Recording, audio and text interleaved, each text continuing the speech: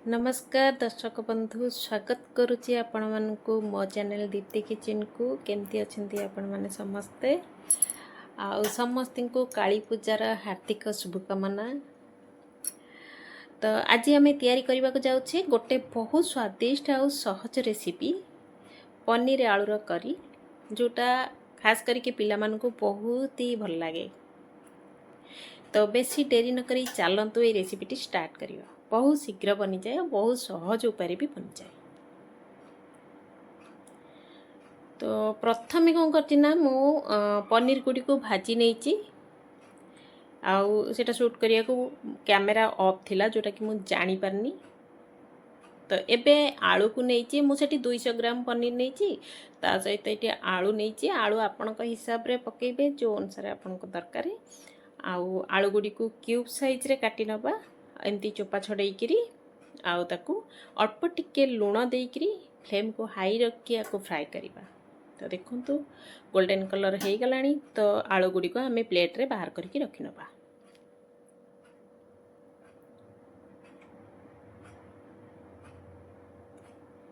आलू पनीर तो आमर फ्राए हो गला।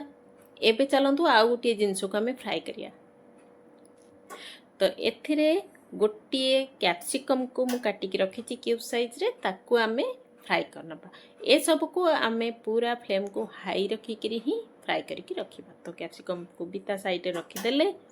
तो एबे चलंतु आमे ग्रेवी तैयारी करिबा। तो कड़ाई रे जे तेल थिला सेतिकी ही तेल नेइची अधिका नेइनी।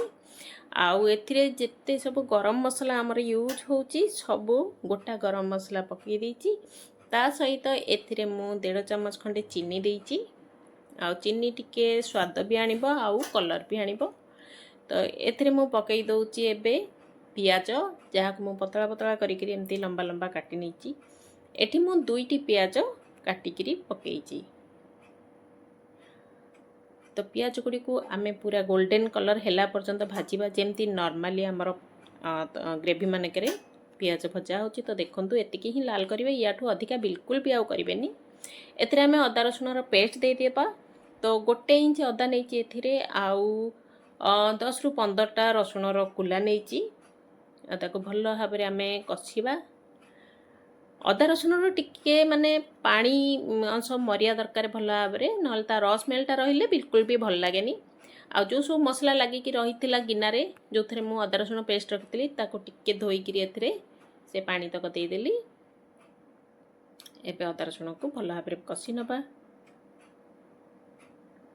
अदा रसुन कषार जिते पानी भल भाव में मरीज तापर सांगे सांगे ता देहरे मुझे पियाज बटा दौची। तो एठी भी मु 2टी पियाज को पेस्ट करची। तो मोटामोटी भाव एथिरे मु 4टा पियाज यूज करची।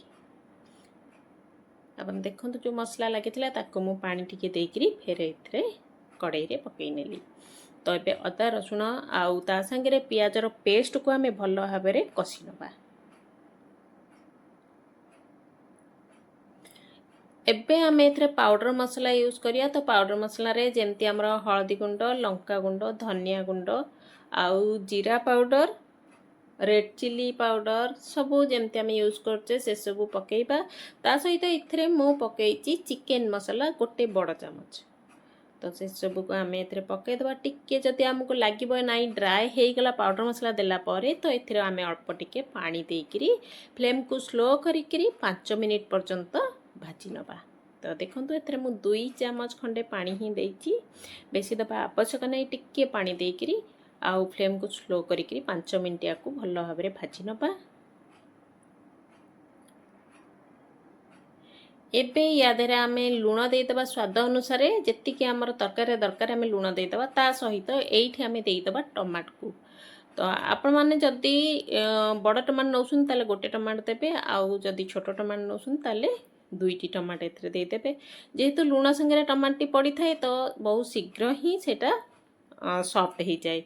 तो देखंतु मसला एबे पूरा पूरी भल भाव में कषि हो गलानी आउ टमाटो भी सॉफ्ट हो जाइए। तो एथिरे मु गोटे ग्लास गरम पानी दउची। आपण माने जेतिकी ग्रेवी ठीक रखिया को चाहिए से अनुसार पानी देबे। तो बेसी तो पतला हबनी पतला हेले बेसी टेस्ट भी आसीबनी। तो टिके थिक ग्रेवी रखिबे। आ पानी देला परे ता धेरे आमे देइदबा भाजी की रखिथिबा आलू आ कैप्सिकम को। टिके गोलई देकरी आम एथरे लीड लगई दबा ताकि आलूटा आमर टिके बॉयल हो जिवो पानीटा भल भाव आमर फुटी जिवो। तो चलतु देखि नबा। तो अपन देखंतु आमर जो पानी बहुत भल भाव में फुटुची एई टाइम रे आमे एथरे देई दबा भाजी की रखिथिबा पनीर को। बहुत शीघ्र ही रेसिपीटी हो जाउची, बिल्कुल भी टाइम लागिवनी। अपन देखंतु आउ ता सहित एथि दउची ड्राई रोस्ट काजू। आपण काजू एथरे पकांतु बहुत ही बढ़िया लागिबो। आपण पूरा माने भोजी रे जो टाइप रो आपण पनीर आलू रेसिपी खाउसंती सेही टाइप रो ही आपण को टेस्ट आसीबो। तो चलंतु आकु हमें घोड़े नबा ताकि पनीर भी टिके सॉफ्ट हो जिवो आ मसला सब जिनस रे आसीबो। तो देखंतु रेसिपीटी एबे पूरा रेडी हो जाइए। एठी आमे कलर आ बास्ना आपण माने कलर देखि परसंती किंतु बास्ना आपण मानको मु कहि परिबिनी एते बढ़िया बास्ना आसुची आपण विश्वास भी करिवेनी। आपण पिला मानको भी रेसिपीटी बहुत ही भल लागिबो। तो निश्चिंत घरे आकु ट्राई करंतु। एबे देखंतु पूरा भल भाव रेडी हो जाइए। तो चलतु एथिरे गरम मसला देदबा। तो गोटे चम्मच गरम मसला देके आमे ढांकुणी देदबा आ गैस रो फ्लेम टिकु बंद करनबा ताकि गरम मसला रो फ्लेवर भल भाव में तरकारी देह को चली जिवो। ताहेले एबे आमर आलू पनीर तरकारी पूरा भल भाव में रेडी हो जाइए।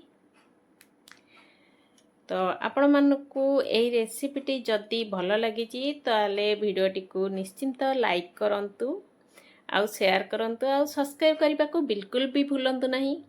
आउ कमेंट रे मते निश्चिंत जणातु आपण आगामी वीडियो रे को टाइप रो रेसिपी देखिया को चाहुसंती।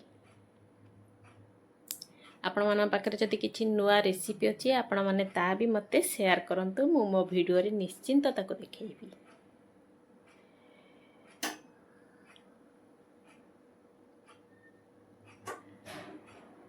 तो ये वीडियोटी मु एठी रखुची। नेक्स्ट वीडियो बहुत शीघ्र नहीं कि आसीबी।